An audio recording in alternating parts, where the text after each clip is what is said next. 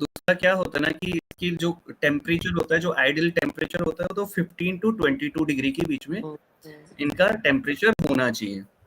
बाकी इसके लिए जो इसका स्टेबल होता है जिसमें ग्रो करते हैं, जैसे भूसा हो गया, एक तो होता है वीट वाला होता है, जिसको शायद अगर गांव से हो तो आपको थोड़ा बहुत पता होगा इस बारे में।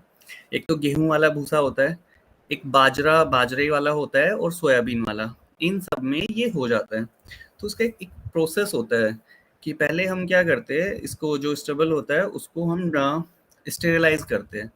स्टेरिलाइज करने के भी 2-3 तरीके हैं। एक तो होता है बॉइलिंग मेथड, हम बॉईल कर लेंगे और उससे जितने भी पेस्टिसाइड्स या फंगीसाइड्स हो गए जो अनवांटेड होते हैं वो उससे रिमूव हो जाएंगे। तो प्योर करने के लिए मतलब थोड़ा स्टेरिलाइज हो जाए, और कोई भी मतलब कि फंगस है, बहुत ही सेंसिटिव सी फंगस होती है मशरूम वाली। जो वाइल्ड फंगस होती है ऑलरेडी, जैसे खेतों से हम लेके आते हैं भूसा, तो उसमें वाइल्ड फंगस होता है, कहीं ना कहीं पेस्टिसाइड्स हो गया, तो वो क्या करते हैं, इस वाली मशरूम वाली फंगस को खत्म कर देता है, मतलब कि वो थोड़ा एक साथ ग्रो नहीं करते। तो उसके लिए स्टेरिलाइज करते हैं कि दूसरे फंगिसाइड्स और ये पेस्टिसाइड्स खत्म हो जाए। पहला तो हो गया बॉइलिंग मेथड, उसमें क्या करेंगे, पानी को बॉईल किया, आधा 1 घंटा भूसा उसमें डाला और बॉईल कर लिया, तो ये हो गया। दूसरा केमिकल मेथड यूज करते हैं। केमिकल मेथड में 2-3 चीजें होती है, एक तो ब्लीचिंग पाउडर और एक चूना बोलते हैं, चूना होता है, बुझा हुआ चूना बोलते हैं लोकल लैंग्वेज में तो उसको। हाँ, उन चीजों को पानी में मिक्स करके भूसा को किसी एक पर्टिकुलर बैग में डालो, उसमें डिप करके रख दो, मतलब 24 आवर के लिए डिप करना होता है। सो उससे क्या होता है ना, केमिकल रिएक्शन होता है, तो वो पेस्टिसाइड्स वैसे ही खत्म हो जाते हैं। केमिकल होता है इसमें जैसे कि कार्बन डाइज़ाइम हो गया और फॉर्मेलिन हो गया, इनकी एक पर्टिकुलर क्वांटिटी होता है कि 10% डाल दो पानी के हिसाब से। फिर उसके बाद क्या होता है ना कि वही 24 आवर के बाद 6-7 घंटे उसको अलग रखते हैं, सो दैट पानी जो एक्स्ट्रा वाटर है वो ड्रेन आउट हो जाए, और जो उसका कैसी कंसिस्टेंसी कैसे या नहीं है मॉइस्चर, उसको हम है ना हाथ में लेते हैं, उठाते हैं, उसको दबाते हैं, उसको फिर छोड़ देते हैं। तो उसमें बस हमें ना गीला गीला फील होना चाहिए हमें, मतलब पानी दिखना नहीं चाहिए हाथ पे, सिर्फ वो जो गीला गीला सा होता है ना, आई होप यू, मेरे को वर्ड नहीं आ रहा कैसे बोले, गीला ही बोलेगे ना, वो थोड़ा ठंडा ठंडा फील होना चाहिए। तो पानी की ड्रॉप्स हाँ, गिरनी नहीं उसमें चाहिए, पानी के ड्रॉप्स नहीं गिरने चाहिए। हाँ, तो ये वाला हो गया। इसके बाद क्या करते हैं, स्पून आता है, मोस्टली गवर्नमेंट ऑथराइज्ड जितने भी लैब्स है, बहुत सारी लैब है, जैसे हरियाणा में है, दिल्ली में भी बहुत सारे प्राइवेट भी करते हैं स्पून जो बनाते हैं। स्पून मोस्टली वो वीट पे ही बनाते हैं, मतलब गेहूं का जो दाना होता है उसको बॉईल करके, एक प्रोसेस होता है, वो हमारा काम नहीं है, उसको मतलब वो लैब वाले कर लेते हैं वो। तो स्पून आता है, ये जो स्पॉन आता है, मैं सॉरी बीच में कुछ पूछ रहा हूँ, स्पॉन जो आता है वो आपने जब लिया था वो गवर्नमेंट ऑथराइज इनसे लिया था या कोई प्राइवेट वाले से? मैंने गवर्नमेंट ऑथराइज से लिया था, हरियाणा गवर्नमेंट का है, सोनीपत में। ठीक है, मूर्थल में है वो। हाँ मूर्थल में, आई नो। आपने क्या ऑयस्टर का ही स्पॉन लिया था? हाँ, मैंने ऑयस्टर का लिया था। और जनरली ये ना जो स्पॉन बनते हैं वो प्राइमरी सेकेंडरी टर्शियरी बनते हैं, तो ये कौन से वाला स्पॉन देते हैं? ये देखो, ये सेकंड और फर्स्ट वाला मैं लेता था इनसे, इनको बोलना पड़ता है वो तो। तो देखो वो क्या होता है ना कि हाँ, फर्स्ट और सेकेंडरी, ये क्या होता है ना कि उसकी स्ट्रेंथ कम होती चली जाती है। बिल्कुल। हाँ, अगर हम एक ओरिजिनल स्पॉन से बनाते हैं, मतलब उसका लिक्विड होता है, उसको बोलते तो है, मेरे को याद नहीं है, मेरे को पहले पता होता तो मैं और अच्छे से नहीं कोई आपको बता।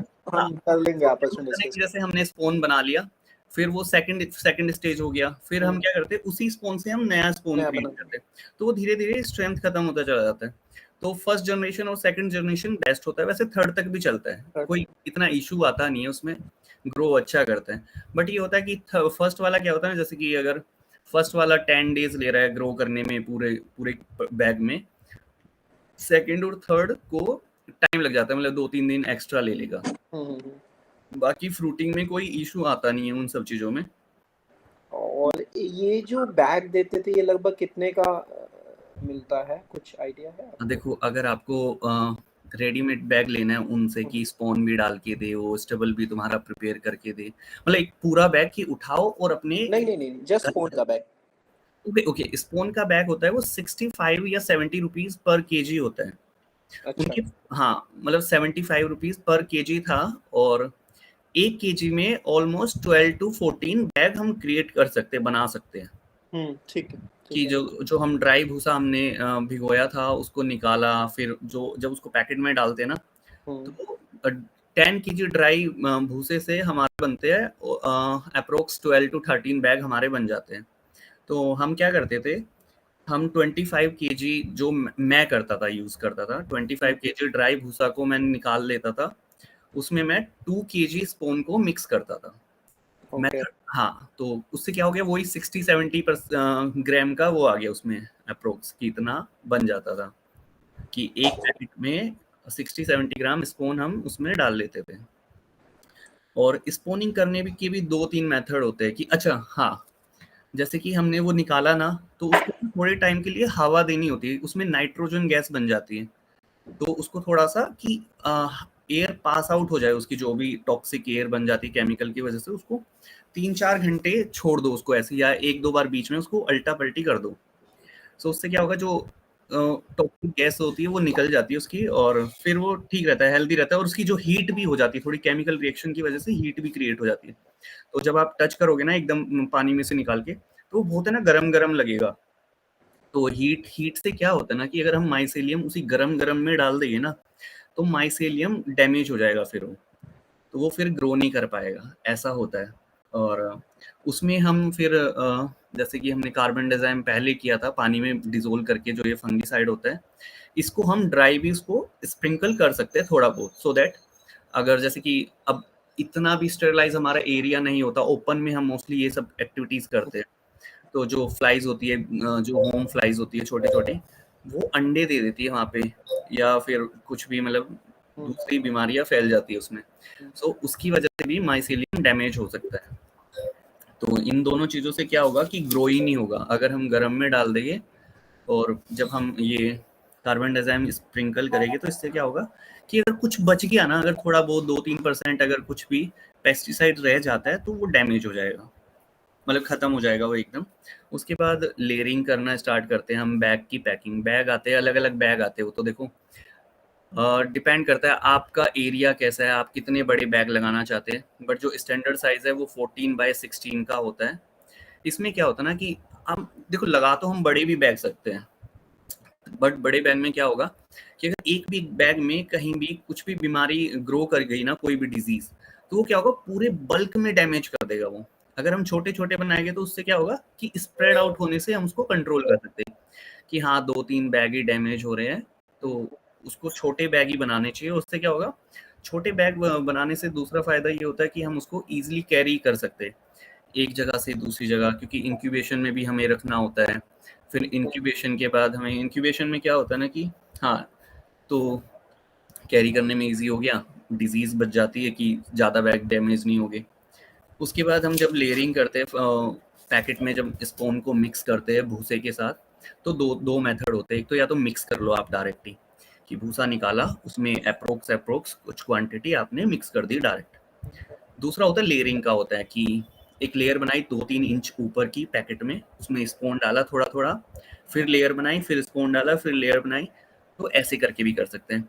अब लेयरिंग और उसमें ज़्यादा डिफरेंस होता नहीं है, बस ये होता है कि लेयरिंग वाले मेथड में थोड़ा जल्दी स्पून स्प्रेड करता है, मतलब ग्रो करता है। अब क्या होगा, मिक्स में क्या होगा, एक यहाँ पे होगा, एक यहाँ पे होगा बीज, एक यहाँ पे होगा स्पून का जो सीड होता है, तो वो थोड़ा टाइम लेता है पूरे पैकेट में स्प्रेड आउट करने करने में। तो लेयरिंग का यही होता है। बट लेयरिंग का जब काम आता है, जब हम 10 या 12 पैकेट बना रहे हो, अगर हमें बनाने हो 200 पैकेट्स, तो इतना लेयरिंग में टाइम वेस्ट हो जाएगा। और जो उसका यील्ड निकलता है बाद में, फ्रूट आता है, फ्रूट में कोई डिफरेंस होता भी नहीं है, वैसे भी क्वांटिटी सेम ही आती है दोनों में। सो ये हो गया। उसके बाद हमें क्या करना होता है, जिस रूम में हमें मशरूम लगानी होती है उसको भी स्टरलाइज कर लो, फॉर्मेलाइन और कार्बन डाइऑक्साइड डाल के, कि कोई भी जैसे कि कीड़ा वेड़ा हो वो निकल जाए। और रूम में टेम्परेचर मेंटेन करना होता है हमें। इंक्यूबेशन का टाइम होता है कि इंक्यूबेशन होता है 15 टू 17 डेज का।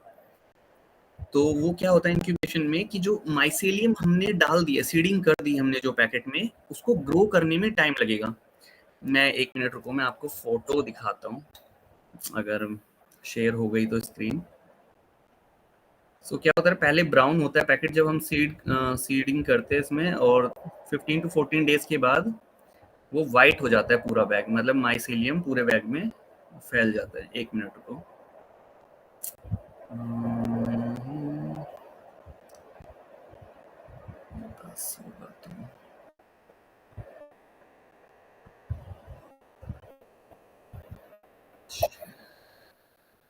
मैं सर आपको शेयर कर रहा हूँ, आप एक बार देखना और सचिन को भी शेयर कर देना।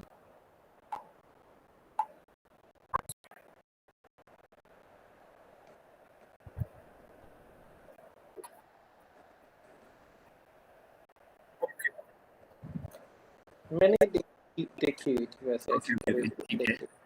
हाँ, तो इस टाइप का वाइट हो जाता है पूरा। तो इंक्यूबेशन में क्या होता है ना, हमें जब माइसेलियम को रन कराना होता है, मतलब उसको जब ग्रो करता है माइसेलियम, तो उसमें हमें चाहिए होता है CO2, हमें ज़्यादा क्वांटिटी में चाहिए CO2, और एकदम रूम जो होना चाहिए वो डार्क होना चाहिए, कोई एयर पास आउट नहीं होनी चाहिए वहाँ पे।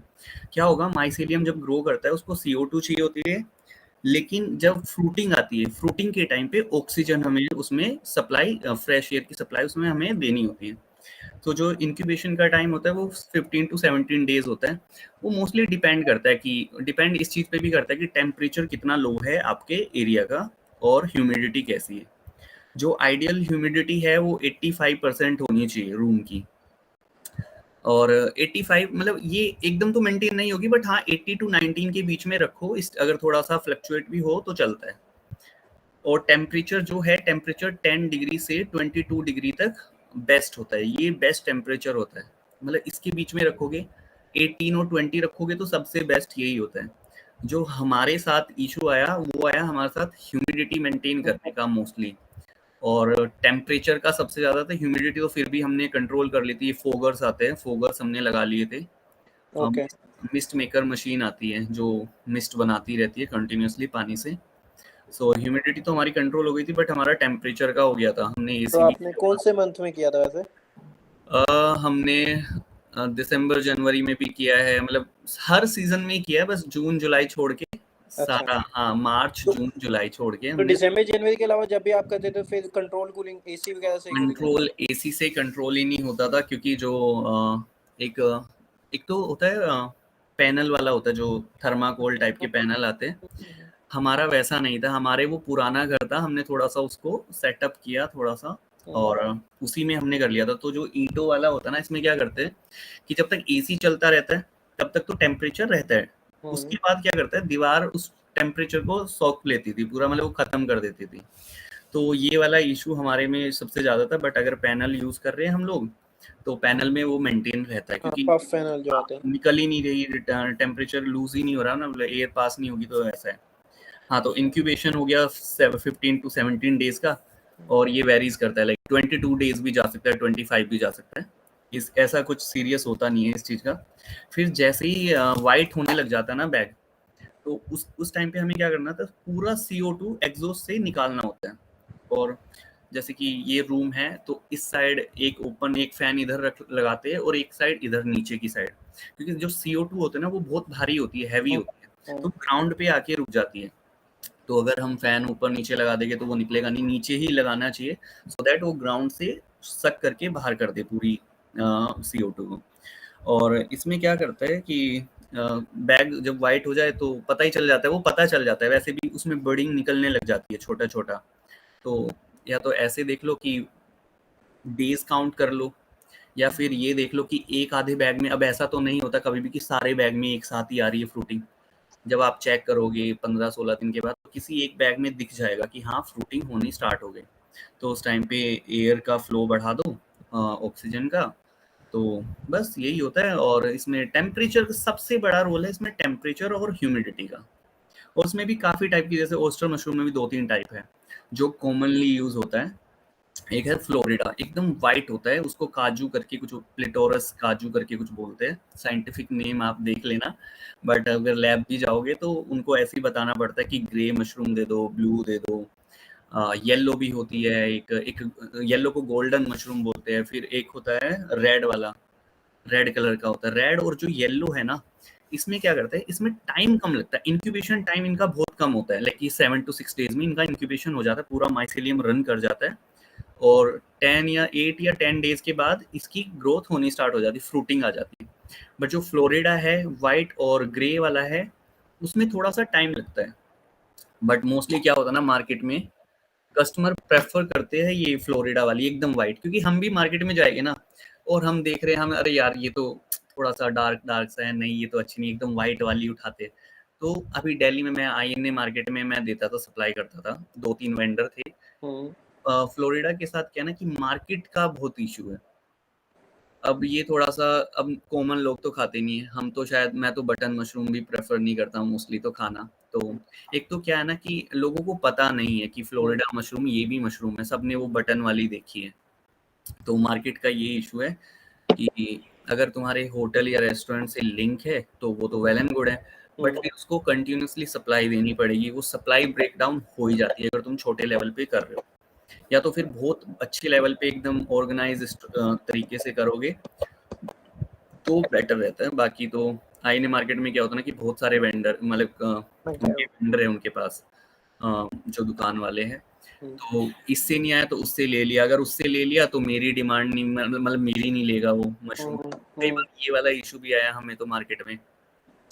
बाकी अगर आप इसको फ्रेश नहीं बेच पाते तो इसको ड्राई कर सकते हैं, ड्राई करके पैकेट बनाओ और इनको उस पे फ्लिपकार्ट अमेजोन या डायरेक्ट मार्केट में भी सेल किया है मैंने, तो 800 या 1000 तक मैंने इसको सेल किया ड्राई में भी, अभी भी रखी है थोड़ी सी। पर ड्राई की सेल करने के लिए तो वो चाहिए ना एफएसएसएआई का सर्टिफिकेट। नहीं इतना तो नहीं है, बट अगर आप ऑनलाइन जा रहे हो तो आपको चाहिएगा, बट ऑनलाइन में भी चल जाता है, उसकी भी सर्टिफिकेशन लिया जाएगा। बट अगर मार्केट में ही दे रहे हो आप तो मार्केट में तो वो सिंपल ट्रांसपेरेंट पैकेट में पैक करो और दे दो। और ये ऑयस्टर मशरूम की लाइफ होती है कितनी है वैसे, शेल्फ लाइफ? सेल्फ लाइफ इसकी होती है 2 डेज से ज़्यादा, और वो भी तुम्हें फ्रिज में या टेम्परेचर आइडियल टेम्परेचर के उसमें ही रखना पड़ेगा। मतलब कि मेरे को जहाँ से पता चला था ना अगर आप 2 से 5 डिग्री के बीच में रखते हो तो उसको 28 दिन तक 5 दिन मैंने बताया ना कि टेम्परेचर पे डिपेंड करता है वो। 2 दिन के बाद तो वो येलो होना स्टार्ट कर देता है, कलर चेंज होना स्टार्ट हो जाता है उसका। हम भी क्या करते थे, जैसे हमने रात को तोड़ा और सुबह हमें मार्केट लेके आना होता था दिल्ली, तो सुबह तक भी येलो सा होने लग जाता था। तो फिर हम क्या करते थे, हमें अगर 5 बजे निकलना है गांव से, 6 बजे निकलना है, तो हम उसको 5 बजे तोड़ लेते थे और पैक करके एकदम फ्रेश देते थे। बाकी क्या होता है ना उसका कलर चेंज होने लग जाता है, फिर कलर चेंज होगा क्वालिटी थोड़ा सा डिग्रेड हो जाएगी, फिर वो प्राइस पे आ जाता है। तो ऐसा है। मैं ना अभी रिसेंटली आया मार्केट गया था पता करने, तो they told me the same thing कि ना इसमें इशू ये है कि 24 घंटे की लाइफ होती है, अगर आप पानी बर्तन करोगे तो यहाँ लाते लाते ही हो जाएगा। हाँ वो एक इशू आ रहा अब आपके लिए देखो मैं सबसे बेस्ट मेरे को जो क्या लगा है, देखो अगर मार्केट घर के आसपास है तो वेल एंड गुड, मैं तो पानी तो है ही नहीं। है ही नहीं, बट अगर आपकी मार्केट दूर है तो मैं तो बोलता हूँ कि बल्क में करो और ड्राई कर दो सबको, ड्राई करके पैक करो, या वेंडर मिल जाते हैं बहुत सारे। आईएनए में भी मैंने 80 केजी तक मैंने दिया है, मेरा मैक्सिमम हुआ था ड्राई का 80 केजी। तो हाँ मैं तो एक बार गाड़ी लेके गया था, भर के लाया और दे दिया था उनको। सो बल्क में चला जाता है, ड्राई चला जाता है। और अगर आप रिटेल में भी ट्राई करना चाहो तो पूछ सकते हो जाके, मेरे पास तो काफ़ी सारे लोगों के कॉन्टेक्ट है, तो मैं उनसे पूछ लेता था कि रिक्वायरमेंट है, तो मैंने ऐसे भी दिया, 10 केजी भी दिया मैंने। बट 1 केजी को ट्राई करते हैं तो कितना मतलब 200 ग्राम या 100 ग्राम के आसपास। ओके। हाँ तो ड्राई में थोड़ा सा वो इशू आ जाता है। अब अगर देखो हम फ्रेश देखें ना तो उसका प्राइस होता है 200 to 500 के बीच में होता है, तो ऐसा होता है। बाकी प्राइस 150 भी जाता है, तो 150 to 250 के बीच में होता है। मैंने 250 मैंने सेल करी है मैक्सिमम इधर आईएनए में।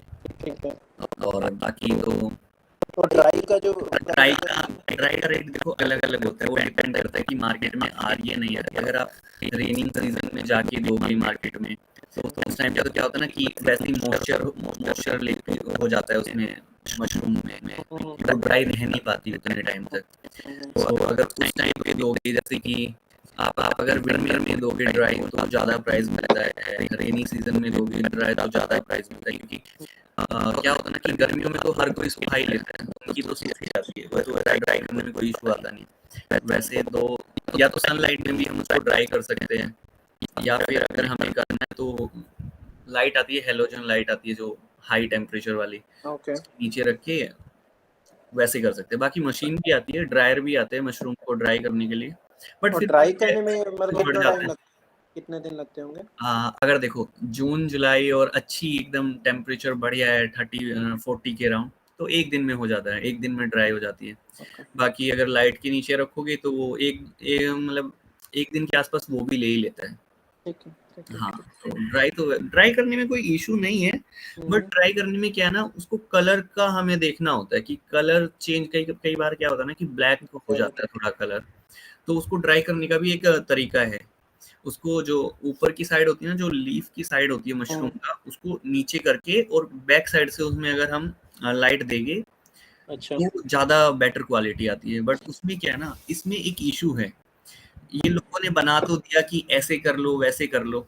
सोचो हमारे पास 1 क्विंटल मशरूम है हाँ जो उसको फ्रेश है, एक एक पीस को उल्टा कैसे करेंगे? कैसे फ्लिप करके कैसे रखें, है ना? ये वाला थोड़ा-सा इश्यू आ जाता है, और इस इश्यू को टैकल करने के लिए मशीन बनी है, ड्रायर है, 40,000 का आता है, 50,000, 30,000, वो डिपेंड करता है कि कितनी क्वांटिटी वो एक साथ कर सकता है। सो हमने तो सनलाइट वाला यूज़ किया था और लाइट वाला, तो ऐसा था। बाकी जो मेन इश्यू है वो ह्यूमिडिटी कंट्रोल और टेम्परेचर का आएगा आपको अगर करना है तो। बाकी बेस्ट है, हो जाता है। हमारा तो इसलिए नहीं हो पाया क्योंकि हम लॉकडाउन में तो हम चले गए थे वहाँ पे, तो मैं रुक गया था थोड़े टाइम के लिए, मैं यूपीएससी कर रहा था। सो एग्ज़ाम मैं यहाँ भी पढ़ना, मेरे को वहाँ भी पढ़ना, तो मैं वहीं पे रहता था तो देख लेता था, तो हो गया।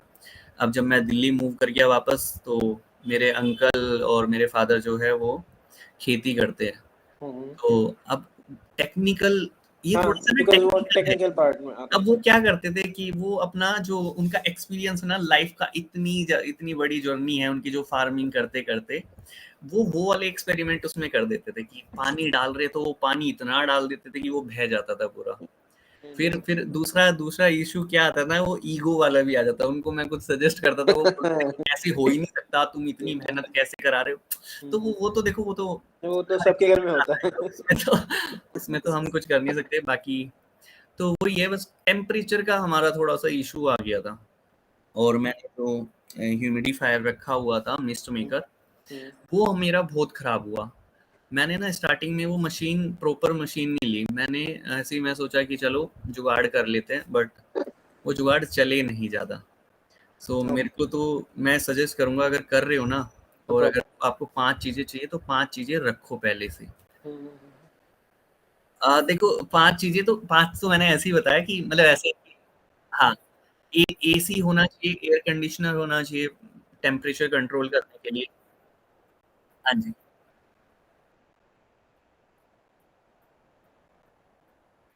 हाँ, हाँ,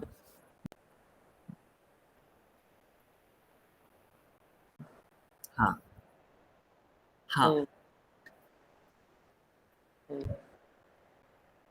बिल्कुल। हाँ, हाँ, ये वाला तो आप कर लोगे, ये तो हो गया सोल्व। ह्यूमिडिटी और टेम्परेचर का अगर आप पफ पैनल से करा ही लेते हो किसी कंपनी से, जो बहुत सारे हैं, हाँ, वो करके दे देंगे। बाकी इसमें हाँ, रैकिंग का भी होता है कि कैसे रखना है। हाँ कुछ कुछ होता है कि रस्सी डाल के करना होता है, उसमें क्या होता है ना, बहुत सारी, आज मैं आपको फ़ोटो शेयर कर रहा हूँ, आप एक बार आपने देखिए। हैंगिंग मेथड से किया था या? मैंने हैंगिंग मेथड किया था यूज़। ओके ओके मैं वो तो भेज बड़ा रहा टफ होता है। हूँ। हैंगिंग मेथड ईज़ी होता है, और क्या होता है ना, एरिया हमारा बच जाता है बच उसमें। जाता है, हाँ आई नो एरिया बच जाता है, बट उसमें ना जहाँ से मैंने देखा उन्होंने बताया कि अगर हैंगिंग मेथड करते हैं ना तो उसमें आपस में मिलने का डर होता है, वो होता है। देखो 1 फीट का गैप दोनों के बीच में होना चाहिए। हम्म, देखो क्या होगा ना कि ये तो लो बजट वाला मैं थोड़ा है कि इतना हमें खर्च नहीं करना, हम्म, एक्सपेरिमेंट वे में हमें एक बार हम्म, ट्राई करना है तो उसमें कर लो। तो क्या होता है ना कि 1 फीट का अगर हम गैप रख लेंगे ना, हम्म, तो वो बहुत आइडियल होता है। बाकी तो देखो ज़्यादा घिच-पिच रखोगे तो क्या होगा, CO2 रिलीज़ होता है फ्रूटिंग के हम्म, टाइम पे बहुत ज़्यादा। हम्म, तो अगर हम बहुत क्लोज़ बैग को रख देंगे ना, तो कार्बन डाइऑक्साइड रिलीज़ होगी, और वो क्या होता है ना, जब CO2 ज़्यादा हो जाती है ना बैग में, तो जो फ्लावर होता है ना, वो जो खुला होता है, वो एकदम ऐसे सिकुड़ने लग जाता है। तो वो फिर क्वालिटी डैमेज होगी उसकी। और दूसरा ये है, अगर हम ज़्यादा पास-पास रखेंगे हैंगिंग मेथड में, तो हमें फ्रूटिंग को तोड़ने के लिए जब हम तोड़ने जाएँगे मशरूम को, तो वो फिर क्या होगा, हम तोड़ेंगे इधर, वो लगेगा इधर, इधर का डैमेज हो जाएगा, या एक्सेस नहीं मिल पाएगा, हमारा हाथ नहीं पहुँच पाएगा वहाँ तक, तो ये वाले इश्यू उसमें आते हैं। बट अगर थोड़ा-सा एरिया बड़ा हो और बहुत एक सिस्टमैटिक वे में करे कि हाँ, 2-2 फीट का गैप ले लो हर एक लाइन के बीच में, तो चलेगा, फिर तो बेस्ट है। फिर वो रैक मेथड थोड़ा-सा एक्सपेंसिव पड़ जाता है कि रैक को एक-एक बैग रखो उसमें। और दूसरा ये है कि बेटर होगा कि अगर आप इंक्यूबेशन रूम अलग रखो और फ्रूटिंग रूम अलग रखो। हमारा यहाँ पे भी हमने थोड़ी-सी मिस्टेक कर दी थी, हमने इंक्यूबेशन रूम और फ्रूटिंग रूम हमने एक ही रखा हुआ था, सेम किया हुआ था। ओके। और स्टोरेज रूम भी था आपके वहाँ पे? कौन-सा? जैसे अगर आपने जैसे फ्रूटिंग कर ली, उसके बाद स्टोर करने के लिए भी अलग से कुछ रूम था, या स्टोर हमारे पास पुराना साथ के साथ? रेफ्रिजरेटर था, हम उसमें ही स्टोर कर लेते थे और स्टोर करने का कोई ज़रूरत पड़ती नहीं थी। वो आप साथ के साथ ही निकाल हाँ, देते हम थे? साथ के साथ ही निकालते थे, मॉर्निंग में जल्दी उठ जाते थे, 5 बजे उठ के किया, पैक किया और सीधा मार्केट। और ड्राई में तो स्टोर करने की कोई ज़रूरत ही नहीं है, कहीं भी रख लो उसको तो, बस थोड़ा साफ-सुथरी से एरिया में। हाँ, इंक्यूबेशन रूम इसलिए कि देखो जैसे कि हम एक बारी में हम 100 बैग बना पा रहे एक दिन में, और हमने 100 बैग बनाया, हमने वो बैग लगा दिए रूम में। अब क्या हो रहा है कि हमारे पास शायद टाइम नहीं है, अगर हम एक साथ 1000 बैग लगा देंगे ना एक ही दिन में, सो क्या होगा, 1000 के 1000 बैग में जब फ्रूटिंग होगी एक साथ हो जाएगी, और उसका हमें कहाँ पे मतलब नुकसान होगा कि हम जब वो फ्रूटिंग आएगी वो बल्क में आ जाएगी और उसको मार्केट हमारे पास होगी नहीं, तो उसको बेचेंगे कहाँ पे फिर वो वेस्ट हो जाएगा, वही फिर हमें अल्टरनेटिव ढूँढना पड़ता है कि हम ड्राई कर लिया, ये कर लिया वो। वो वाला इश्यू आएगा मार्केटिंग का, क्योंकि अभी इतना इतना मार्केट में पता नहीं है लोगों को। तो जैसे कि बटन मशरूम होता है कि बल्क में भी आ गई, अगर 2 क्विंटल भी आ गई तो हम आज़ादपुर मार्केट में जाके दिल्ली में दे दिया पूरा का पूरा और हमारी बिक गई। लेकिन यहाँ पे हमारा चल रहा है केजी में, क्विंटल में तो जा ही नहीं रहा। मैक्सिमम 30 केजी तक एक बारी में जा सकता है एक दिन में। तो इतना है, तो इसमें क्या होगा, इंक्यूबेशन रूम में क्या बेनिफिट होगा, एक तो जो अगर हमने 1000 के 1000 बैग एक ही रूम में लगाए, तो जब इंक्यूबेशन पीरियड खत्म होगा और फ्रूटिंग स्टार्ट होगी, तो CO2 इतनी हो जाती है ना कि उसको निकालने में ही बहुत टाइम लग जाता है।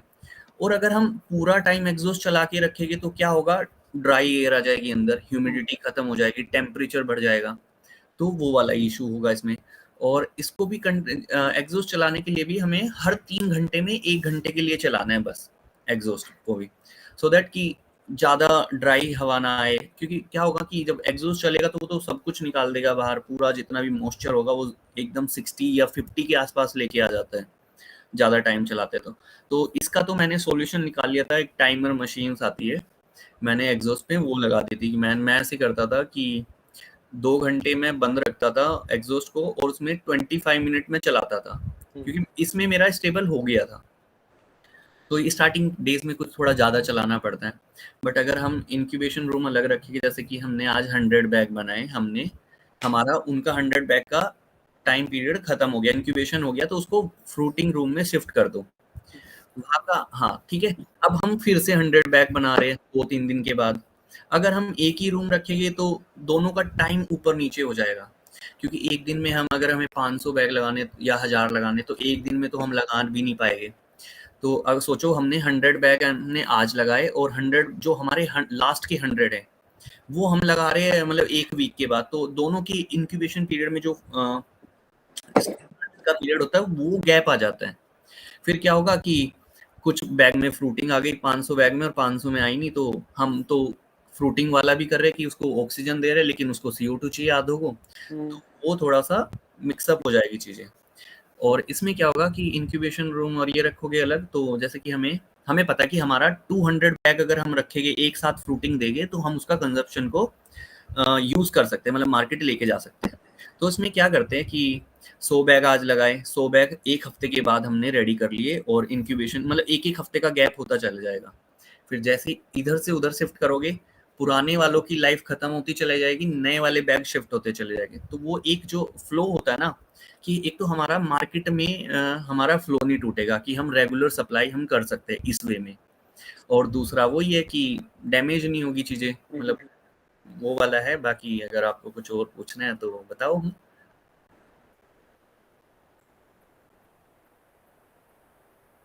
हाँ, एक्सपेरिमेंट करो। हाँ, बेसिक सेटअप मैं आपको बताता हूँ। आप कहाँ पे करोगे? ओके, साउथ में तो फिर भी टेम्परेचर ठीक रहता है, आई थिंक 20-21 तो हाँ। ज़्यादा ही रहता है। ज़्यादा रहता है? ओके, सॉरी मेरे को इतना टफ है लगा। हाँ, अगर आप देखो एक्सपेरिमेंट वे में मैं आपको बताता हूँ, 2 केजी स्पून ले लो किसी भी मार्केट से और उसके लिए 20 केजी स्टबल में हो जाएगा आपका काम। उसको क्या करो, मैंने तो एक्सपेरिमेंट कैसे किया था, मैंने भी 2 केजी से किया था। मैंने एक छोटा-सा बैम्बू से हाउस बनाया। हाउस बना के उसपे जो जूट बैग आते हैं ना, उनको डाला। मैं क्या करता था उस टाइम पे टेम्परेचर भी कम ही था, शायद फ़ेब या मार्च स्टार्टिंग का टाइम था। तो मैं क्या करता था उसमें, मैंने उसमें बैग रख दिए वो ऐसी ज़मीन पे हाउस बना के वो, और जो जूट बैग थे उन पे दिन में 3-4 बार पानी डालता रहता था। तो उससे क्या होता ना कि ह्यूमिडिटी भी कंट्रोल हो जाती थी और टेम्परेचर भी स्टेबल रहता था। तो मैंने तो ऐसे किया था और जब मेरा फ्रूटिंग का टाइम आया था, मैं दिन में 3-4 घंटे के लिए उसको हटा देता था, मतलब कि एयर पास आउट हो जाए, और या फ़ैन भी लगा देता था कई बार तो मैं। तो ऐसे ही कर सकते हो, या आप कोई छोटा-सा रूम ले लो, उसमें कर लो। और स्प्रे स्प्रे आता है ना जो कॉलिन टाइप का, काफ़ी सारे आते हैं आजकल तो, अलग-अलग मॉडर्न टाइप के मैंने देखे, बाद में मेरे को पता चला। तो उससे स्प्रे करते जाओ, रूम में स्प्रे कर दो 2-3 बार। क्योंकि 20 बैग का कुछ ऐसा है भी नहीं कि तुम्हें बहुत बड़ा सेटअप चाहिएगा। बस एक जगह पे रखो उसको, थोड़ा-सा jute bag. Ideal room size तो बैग पे डिपेंड करता है कितने बैग लगाने हैं आपको। हाँ, हाँ। नहीं, मैं ये पूछना चाह रहा हूँ, अगर मैं 15 बाय 15 का रूम बनाता हूँ एक, हाँ, तो उसमें कितने बैग्स आ सकते हैं? उसमें आप 300 टू 500 बैग्स के बीच में आप रख सकते हो उसमें। मेरा जो रूम था, मेरा था 26 बाय 13, 26 उसकी लेंथ थी और 30 फीट उसका आगे का फ्रंट था। ठीक तो है। ऐसा था, उसमें हम हमारे हो जाते थे बैग 800 कुछ के आसपास हो जाता था। 1 मिनट मैं आपको बताता हूँ एरिया, मैंने नोट डाउन किया हुआ है वैसे। हाँ, ईज़ी जो एक 10 बाय 10 का रूम होता है, जैसे दिल्ली में 10 छोटे-छोटे रूम होते हैं, उसमें आप आराम से 100 बैग, 100 150 के आसपास आप कर हैंगिंग सकते मेथड से अगर मैं स्टैंड हो। लगा रहा हूँ तो मेरे ख्याल से वो स्पेस और कम हो अ, जाएगा। हाँ, उसमें तो स्पेस कम हो ही जाएगा और उसमें आपको थोड़ा-सा गैप भी उसमें गैप भी गैप बढ़ ही जाता हैंगिंग। है। तो हैंगिंग मेथड ही ठीक है। 2 हाँ, ऐसे ज़मीन पे रख लेना आप, इतना कुछ है नहीं। हाँ, ज़मीन में रखते हैं।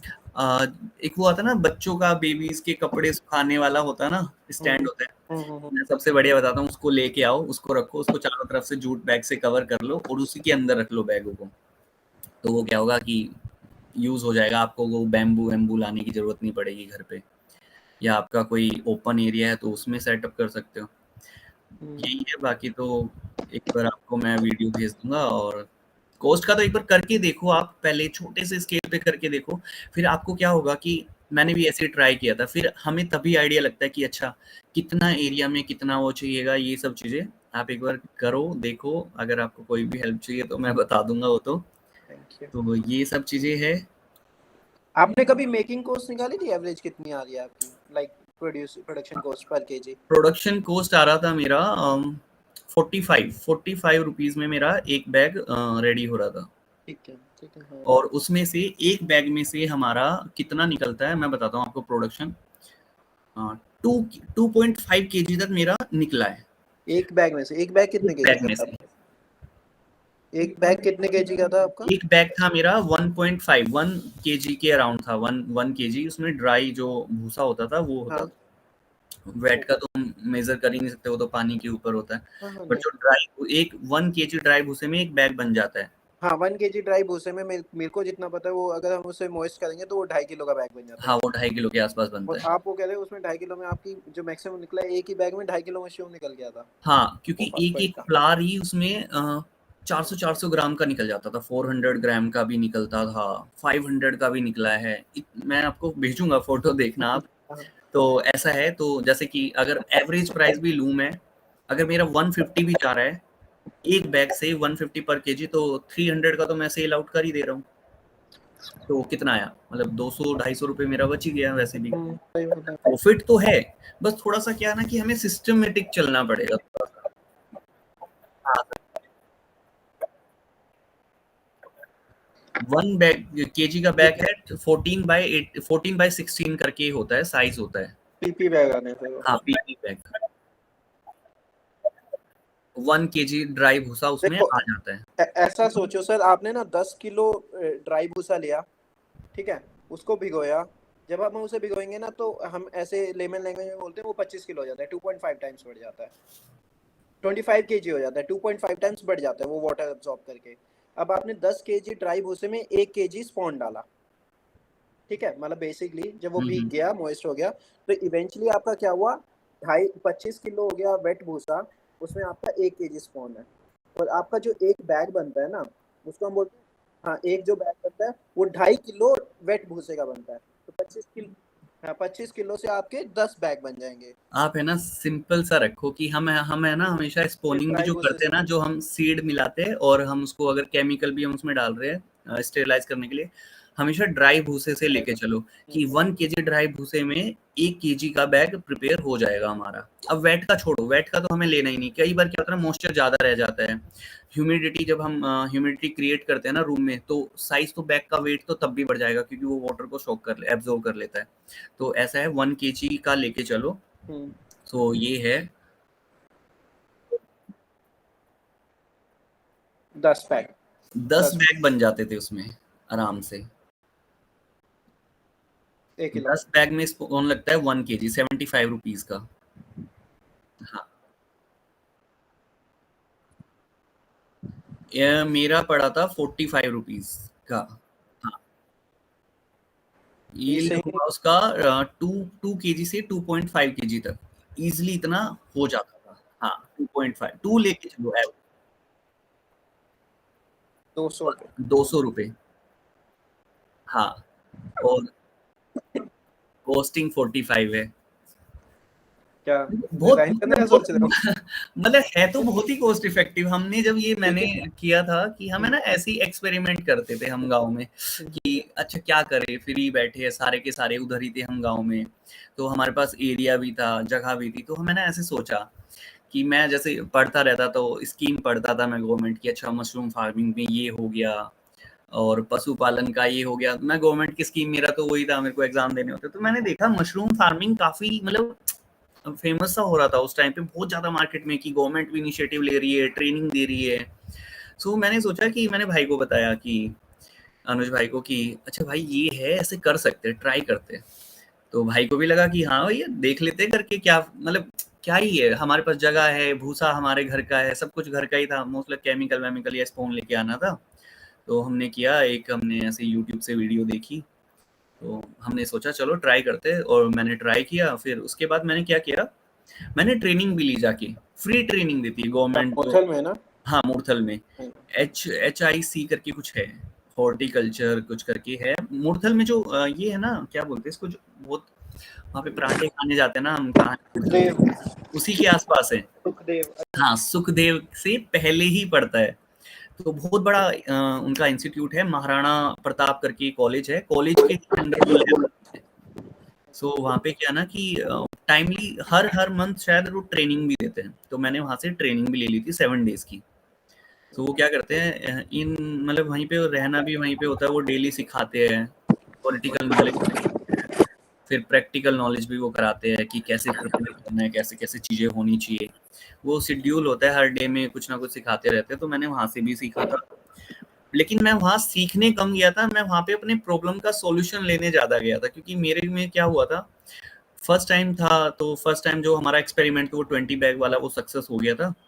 लेकिन उसके बाद जब मैंने 200 कुछ बैग मैंने लगाए थे, 200-300 के आसपास, उसमें ना गर्मी की वजह से ना बहुत सारी जैसे कीड़ा हो गया उसमें, फ्लाइज ने बच्चे दे दिए थे, अंडे दे दिए थे, उसमें एग आ गए थे, और वो थोड़ा सा ग्रीन करके, ग्रीन एक फंगस होती है वो फैल गई थी, ब्लैक फंगस हो गया था, मेरे जो फ्लावर था मशरूम का वो डैमेज होने लग गया था।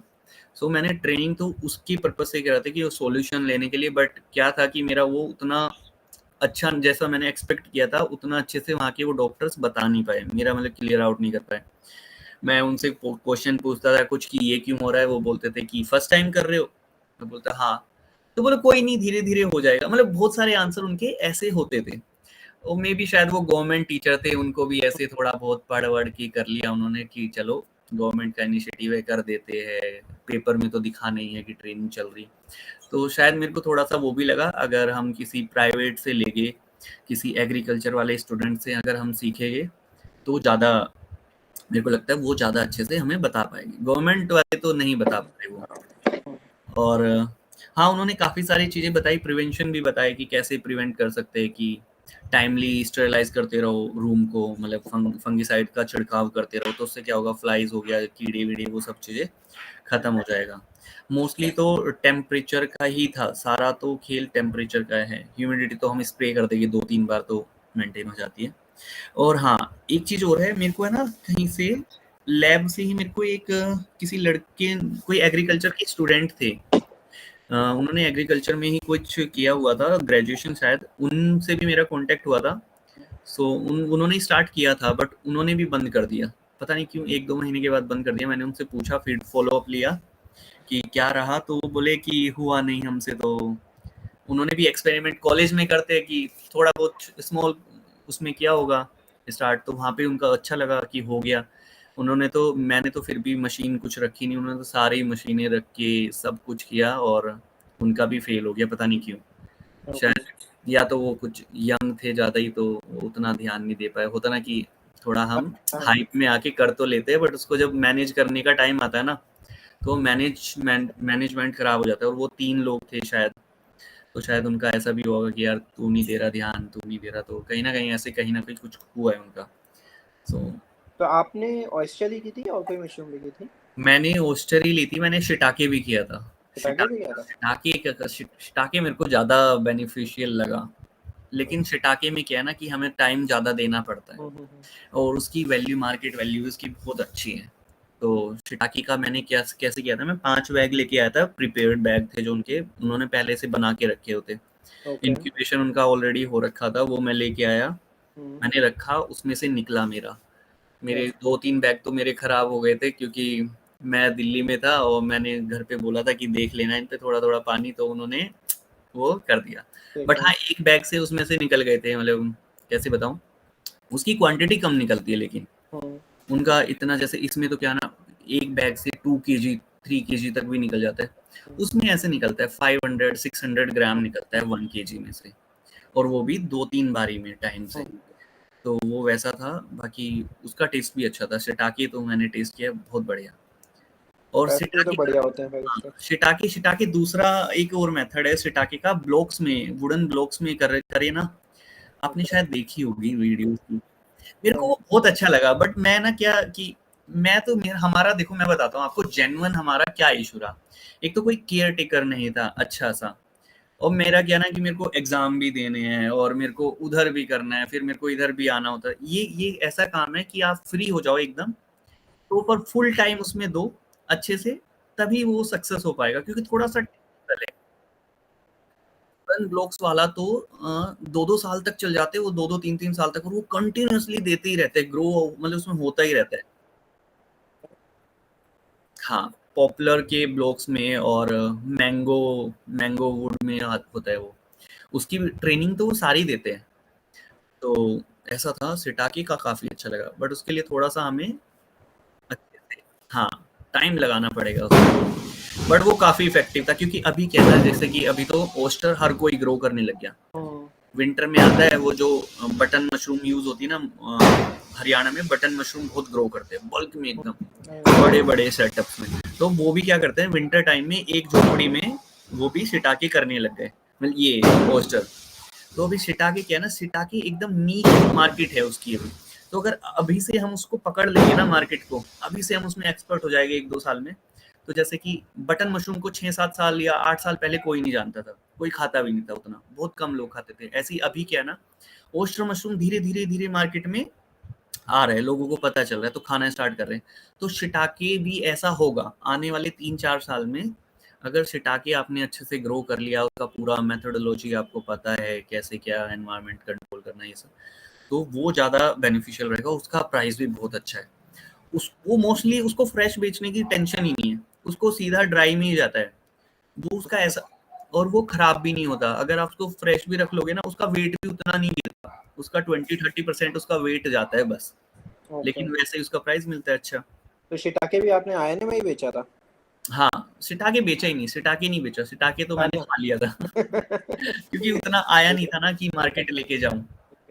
बाकी पिंक वाली मशरूम भी अच्छी थी। पिंक वाली का बहुत, मतलब पिंक वाली थोड़ी टाइट होती है, हार्ड सी होती है थोड़ी, व्हाइट वाली तो बहुत सॉफ्ट होती है।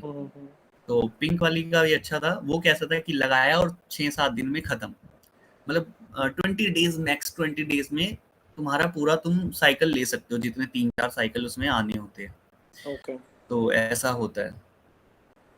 काफी, मतलब मेरे को पिंक वाला बहुत अच्छा लगा, उसका टेस्ट भी बढ़िया था और जल्दी ग्रो करता था, उसमें डिजीज कम आती थी, उसका टेम्परेचर भी, अगर उसमें 32 तक भी टेम्परेचर चला जाएगा वो तब भी उसको कोई प्रॉब्लम नहीं है।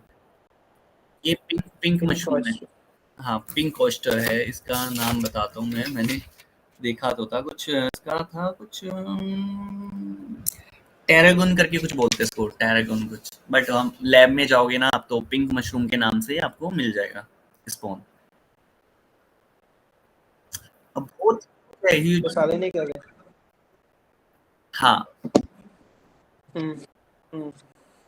मैंने है ना सर, मैंने फॉरनर्स के देखे, मैंने बहुत सारे वीडियो, वो लोग करते एकदम सिस्टम से, मतलब जो जैसे चाहिए ना उनकी एक्यूरेसी एकदम, मतलब उनकी कोई फ्रूटिंग खराब ही नहीं होती उनकी। वो लोग तो देखो, हम तो इंडियन है, हम हमेशा हर चीज में हमें लगता है कि जुगाड़ लगा दे, ये भी ऐसे जुगाड़ से कर ले, ये भी, तो हमारा थोड़ा सा हुआ है। बट फॉरनर्स की मैंने देखे, मैं आपको शेयर करूंगा वीडियो, मतलब मैं तो इम्प्रेस हो गया उन लोगों से, मतलब उनको पता है कि चीजें कैसे की जाती हैं। हम तो बस इसी चक्कर में रहते कि यहाँ भी कोस्ट कटिंग कर लेते हैं, यहाँ भी कर लेते हैं तो ये वाली चीजें है। बाकी देखो, करके देखो, अच्छा है। फुल टाइम आप तो दे सकते हो शायद, अगर किसी। हाँ हाँ, exactly, this is what I was thinking. Class तो मैं तो अभी क्लास लेके आया हूँ, फिर भी मेरे को लगा कि इतना शुरू से बेसिक से समझाना बहुत अच्छा लगा। और कुछ पूछना हो तो बताओ आपको। अभी तो नहीं है कुछ। मैं मार्केट तो जैसे ये बता रहे हैं।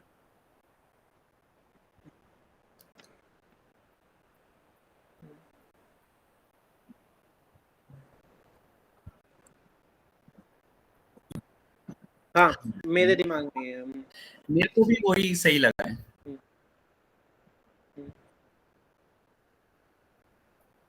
हाँ, हाँ, वो हो जाता है सर, वो बहुत इजीली बन जाता है। और उसमें सर हम क्या होगा कि अगर हम बल्क में करेंगे ना, तो हमारी कॉस्ट है ना, जैसे अभी तो 45 रुपीज आ रही है, 20 रुपीज भी आएगा, 15 रुपीज भी आएगा। क्या करो कि बहुत बड़ा एरिया लो, क्योंकि हमें फ्रेश तो बेचना ही नहीं है, फ्रेश पे तो छोड़ ही दो। बहुत बड़ा एरिया लो, उसमें लगा दो 3-4 या जितने भी बैग लगा सकते हो मैक्सिमम, उठाओ, ड्राई करो, खत्म। एक ड्रायर मशीन ले लो, उससे एकदम परफेक्ट ड्राई होता है, उसमें ना कलर चेंज होता ना कुछ होता। दूसरा, हम इसके सब प्रोडक्ट्स पे भी जा सकते हैं, कि जैसे कि मशरूम के चिप्स हम बना के बेच सकते हैं। वो बहुत बड़ा इनिशिएटिव थोड़ा सा लेना पड़ेगा। चिप्स हो गया, पिकल्स हो गया, और बिस्किट्स चटनी भी सुने मैंने अभी बनती है। आजकल मेरा एक फ्रेंड है, बेकरी में काम करता है दिल्ली में, वो शेफ है, तो वो मेरे को बता रहा था कि उनके वहाँ पे शिटाके ओस्टर मशरूम ब्रेड भी जाती है, जैसे मल्टीग्रेन ब्रेड होती है, ऐसी ब्रेड्स भी है। मैंने उससे भी बात करी थी, वो बोल रहा था कि हाँ दे दो, वो यूज करते हैं पाउडर, और पाउडर भी मिलता है ड्राई करके, हम उसको पाउडर फॉर्म में भी हम उसको सेल आउट कर सकते हैं। तो वो क्या करते हैं, जैसे बिस्किट्स हो गया, ब्रेड हो गया, इसमें पाउडर तो यूज किया फ्लेवर के लिए। बाकी जैसे होता है ना कि मल्टीग्रेन्स में कुछ कुछ चीजें ऐसे सीधा सीढ़ी डाल देते उसमें कि हाँ दिख रहा है, वो ऐसे मशरूम डाल देते थे। तो ये वाला भी अच्छा है, बट ब्रेड का थोड़ा सा अलग हो गया, वो तो हमें बेकरी से कांटेक्ट करना पड़ेगा, और वो उतना ले भी नहीं पाते शायद। वो कितना ले लेगा एक दिन का, उसका कितना कंजप्शन होगा, 1 kg 2 kg मैक्स। तो सबसे बेस्ट तो ये है, या तो चिप्स का मेरे को सबसे बेस्ट लगा था कि मशरूम चिप्स है भी नहीं आज, अभी तो मार्केट में मैंने तो नहीं देखा, मैंने किया। तो मशरूम चिप्स क्या है ना कि एक बार बस टेस्ट लग जाए ना, लोगों को टेस्ट का पता चल जाए, बढ़िया टेस्ट दो, खत्म हो गया। और पिकल तो मिल रहा है, मिल जाता है पिकल, तो अगर आप ढूंढोगे अच्छी मार्केट में, जैसे आईने हो गया या खान मार्केट में दिल्ली में, तो वहाँ पे पिकल तो मिल जाएगा। इवन जैसे प्रोटीन बार आती है ना, वैसे थोड़े टाइम बाद मशरूम बार भी आ जाएगी। न्यूट्रिशनल वैल्यू तो इनकी इतनी हाई है, मतलब एक एक होता है विटामिन डी होता है वो जो सनलाइट से ही मिलता है, लेकिन इसमें भी होता है वो परसेंट होता है। होगा ही हमें सारी चीजें इसमें ऐसी है मशरूम में जो हमें अलग से बहुत मेहनत से मिलती है, बहुत कम क्वांटिटी में, लेकिन इसमें बहुत बहुत ज्यादा ज्यादा मतलब है, बहुत बेनिफिशियल है हेल्थ के लिए। तो ऐसे कर सकते हैं कि अगर पैकिंग कर रहे हैं तो उसकी न्यूट्रिशन वैल्यू डाल एकदम प्रॉपर वे में। हाँ, वो बहुत अच्छे। बाहर मार्केट में तो देखो सप्लाई तो होती है बाहर, उसका मैंने उतना। हाँ, ड्राई में तो कोई शेल्फ लाइफ नहीं। हाँ, और फ्रेश का क्या बेचेंगे यार, मतलब उतना लॉजिस्टिक ही खा जाएगा सारा तो। हाँ,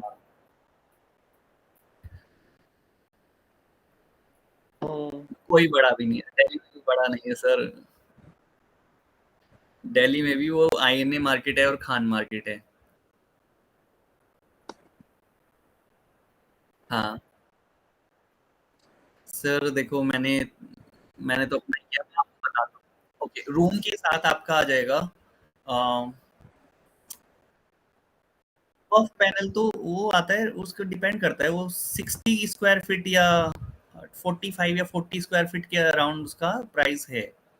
सो वो समझ लो आपको 2.5 लाख तक का तो शायद एक रूम बन जाएगा अच्छा खासा, जिसमें आप 1500 बैग लगा सकते हो।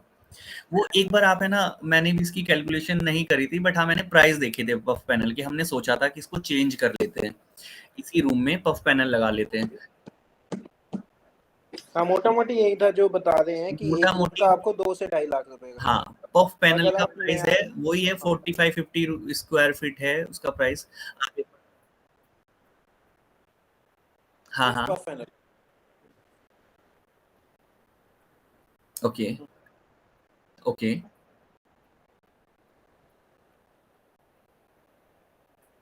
हो जाएगा।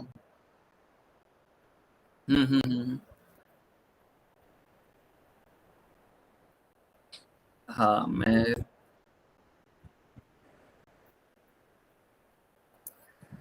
देखो पफ पैनल का प्राइस,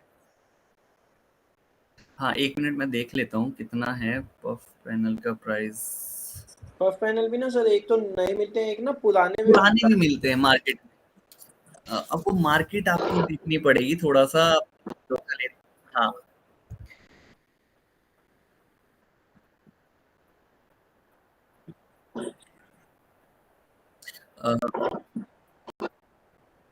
कमर्शियल एसी आपको मतलब कैसे, हाँ, कमर्शियल एसी मशरूम वाले अलग आते हैं, उसमें हमें अलग से मॉइस्चराइज, मतलब मॉइस्चर ह्यूमिडिटी जो मेंटेन करने के जो हमारे मिस्ट मेकर होते हैं ना, वो नहीं चाहिए होते। कमर्शियल क्या क्या होता है ना, वो थोड़ा थोड़ा पानी भी स्प्रिंकल करता रहता है साथ साथ में, या तो हाँ। और जो ये ह्यूमिडिफायर होता है, मैंने अभी एक लोकल है गाजियाबाद में, वहां से मैंने अभी जो परचेज की है मशीन, वहां से की है। वो मशीन की कॉस्ट है 15,000, हाँ 15,000 मैंने दिया है उसका। और वो 1 घंटे में कुछ 1 लीटर पानी को, नहीं 3 लीटर पानी को वो बना देता है, उसकी फोग बना देता है उसका मिस्ट। सो वो वाली मशीन मेरे को ज्यादा अच्छी लगी। कंटिन्यूअसली तो नहीं चला के रखना, उसमें टेम्परेचर सेट कर दो, मशीन कट आउट होते हुए वो की रीडिंग पहुंचेगी 20, जैसे ही पहुंचा कट मारेगा एसी अपने आप, और जैसे ही नीचे जाएगा ह्यूमिडिटी का भी वैसे ही है। ऑटोमेटिक करके रखो सारी चीजें, कि आपको मेहनत करनी ही ना पड़े उनसे, मतलब कुछ चीजें तो ऐसी है कि उसको अलग ही हटा दो, मतलब उसमें तो आपको दिमाग डालना ही नहीं है। तो वो मशीन आती है वो, किस चीज का, अब बैग तो कहीं भी मिल जाता है, किसी भी सर ये नॉर्मल पॉलिथीन बैग होते हैं सर। बैग होता है नॉर्मल, तो कहीं से भी ले लो, वो तो मार्केट में मिल जाता है। हाँ, हस्क तो अगर आप लोकल एरिया में रहते आस स्पॉन तो देखो आपके एरिया में अगर आपको चाहिए तो एक बार गूगल पे सर्च करना, बहुत सारे होते हैं वेंडर जो बेचते हैं, सेल आउट करते हैं, बाकी गवर्नमेंट का भी होगा। साउथ में भी है काफ़ी सारे लोग जो करते हैं मशरूम फार्मिंग। Okay, okay.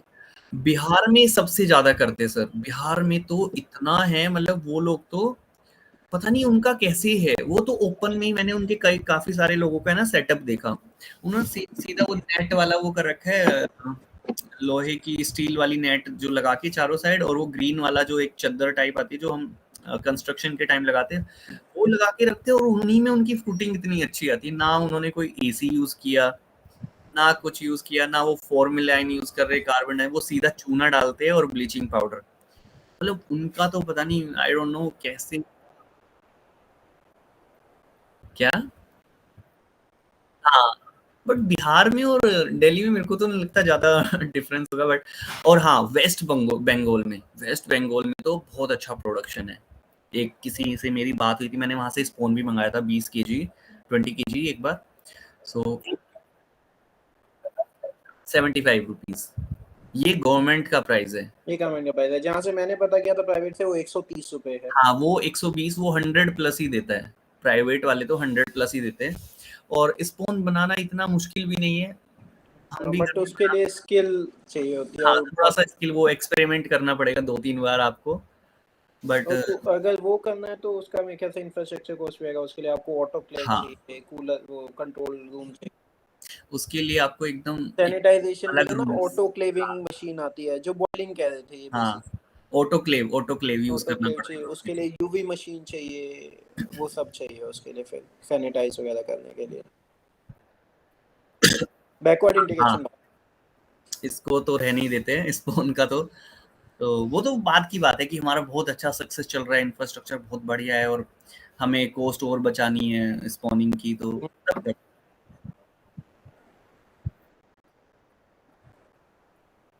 हो हो सकता जाएगा, हो है, जाएगा। अगर आपके पास अपनी जगह है तो हो जाएगा सर। और पैनल भी पुराने पैनल उठा लो और हो जाएगा उसमें सर, आप कर सकते हो। आप बता रहे कि सीलिंग तो है, साइड नहीं है, तो साइड वॉल लगेगा और नीचे हम लोग वही जितना भी एरिया होगा उसकी कॉस्ट के अकॉर्डिंग आप देख सकते हो।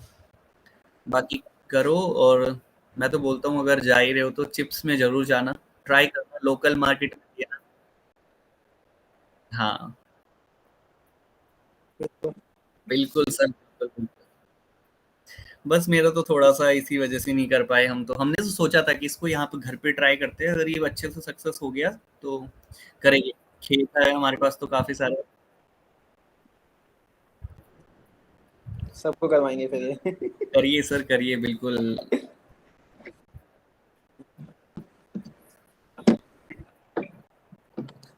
नहीं, नहीं, इट्स ओके। हाँ। अरे आप कभी भी, मैं फ्री रहता हूँ, मैं भी बेरोज़गार ही हूँ भी। मेरे पास अभी कोई काम नहीं है। हाँ, मैंने अभी जस्ट एसएपी कंप्लीट किया है, सर्टिफिकेशन एंड ऑल, मैं भी डाला है कई जगह, रिज्यूम दिया है, या जिससे मैंने सीखा है ना, वो भी मेरे को, वो जो जेनपैक में काम करता है, वो बोल रहा था कि मैं करा दूँगा, थोड़ा-सा टाइम दो मेरे को अपनी कंपनी में। हाँ सर। अच्छा सर, ऐसा है, देखो मैं आपको बताता हूँ, देखो आपसे तो क्या छुपाना। अब जो मेरे रिज्यूम में मेरा गैप है यूपीएससी का, तो मैं आपको बताता हूँ उसमें क्या है ना कि जो जिसने मेरे कराया ना मेरे को अभी, उसने मेरे फेक एक्सपीरियंस लेटर बनवाए हैं। बाकी वो वेरीफाई तो हो जाएगा, मतलब 2.5 ईयर का।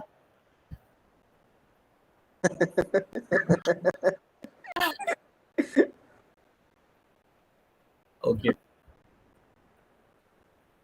ठीक है सर, ठीक है, डन फिर तो। मैंने भाई को वैसे। ओके। मैंने कुछ किया। हाँ, बिल्कुल, बिल्कुल, क्यों नहीं। मेरा एक फ्रेंड है वो एसएपी में ही है, तो मैं हाँ, उससे बात कर लेता हूँ। हाँ, मैं आप ओके। देखो सर वही है कि मैं तो एमबीए करने का सोचा था कि मैं यूके जाके एमबीए कर लूँ, फिर मैंने सोचा कि दो डबल डबल स्ट्रगल करना क्यों है वहां पे, मतलब अकेले रह के पढ़ना भी है, फिर वो 2 साल देना, फिर वो अब फाइनेंस में करके जाऊंगा या घर का भी पैसा यूज करूंगा, तो वो फिर वो समझ रहे हो ना आप। तो मैं सोचा कि भाई ने बताया कि सैप कर लो, एक बार एंट्री हो जाए बस। सर पता है क्या ना, इशू होता है एंट्री करने में, क्योंकि